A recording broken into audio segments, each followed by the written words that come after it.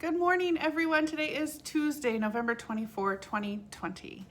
My name is Karen Bodenschatz, and I serve as pastor at First Lutheran Church in Onalaska, Wisconsin, and this is my morning musing. So I've been listening to a podcast called It Was Said, and this podcast examines the speeches of people who have inspired or challenged the world, who have marked a change in the world. And about a month ago, I listened to the episode about Barbara Jordan's 1976 Democratic National Convention keynote address. I'd never heard of Ms. Jordan. I was only 5 that bicentennial year, and she didn't make any of my history classes. And really, the only thing that I remember about 1976 isn't from 1976, but later in my life, because there was a mural, a bicentennial mural on the banks of an aqueduct that used to be on the side of the interstate as you were driving toward Riverside.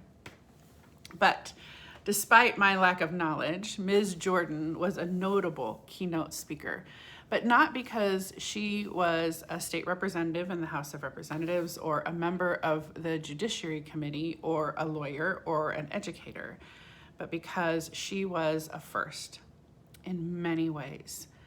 She was the first African American elected to the Texas Senate after Reconstruction.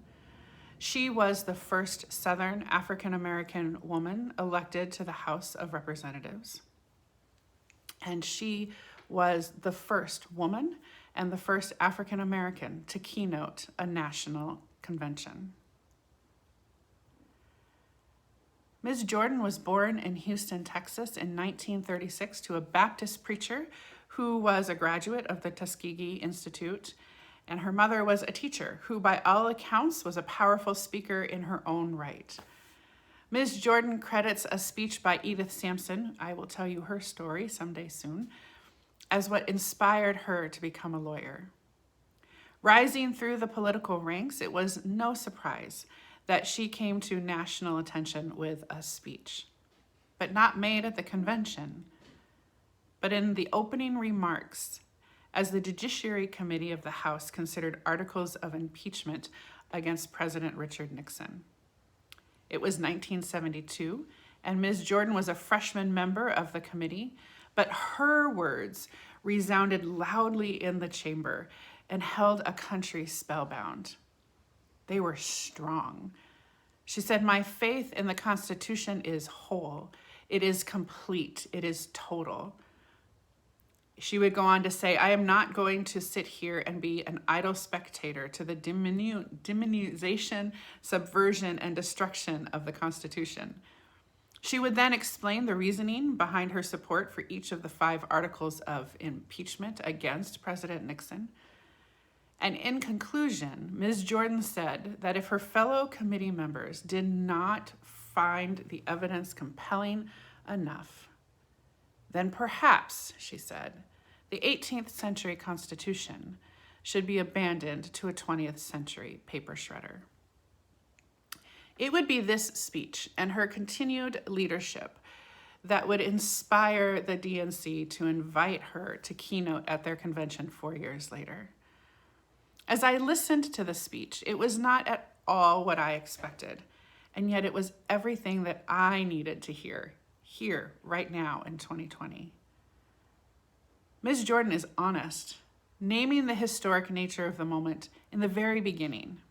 She said, "There is something special about tonight. What is different? What is special?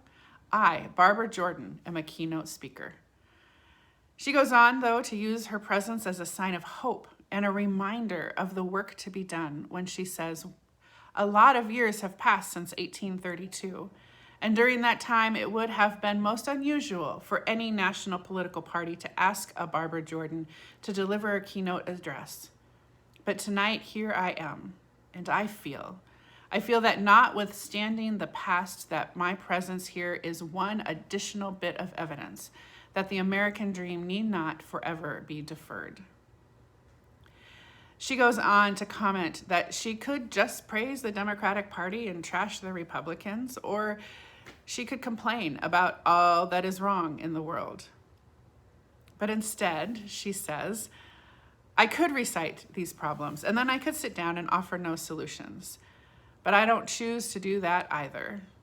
The citizens of America expect more. They deserve and they want more than a recital of problems. And what follows is a speech that is deeply grounded in the ideals of the American dream and is a call to greater compassion and action as we collectively work toward that dream for all the citizens of this country. She ends with an inspiring call to national unity and a deep understanding of national community.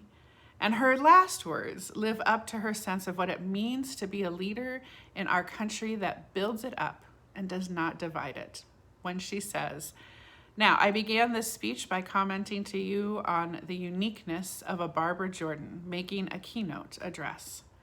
Well, I'm going to close my speech by quoting a Republican president, and I ask you that as you listen to these words of Abraham Lincoln, relate them to the concept of a national community in which every last one of us participates."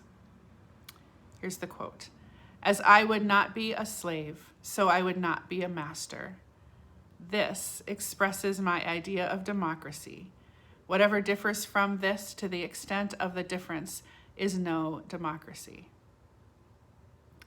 Friends, it is a shame that this speech isn't talked about in our history classes, that it isn't one that we learn so that we can carry it with us as we grow into adulthood and into our citizenship of this country. It was monumental. It also changed a boring national convention into a rally cry for something better, and it changed the nature of national conventions moving forward. It's also the deeply faithful words of a child of God. I can't help but hear the gospel in her speech. Ms. Jordan brought her whole self to the stage that day, and we as a nation are better for it.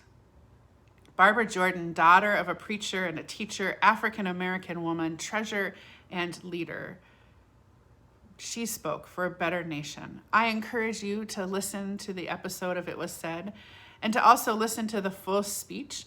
I'll link both of them below in the description. We give thanks today for the life and witness of Barbara Jordan. Now, before I sign off, I wanted to tell you that there will be a special Thanksgiving service tomorrow night at 6:15. So be sure to tune in any of the usual ways.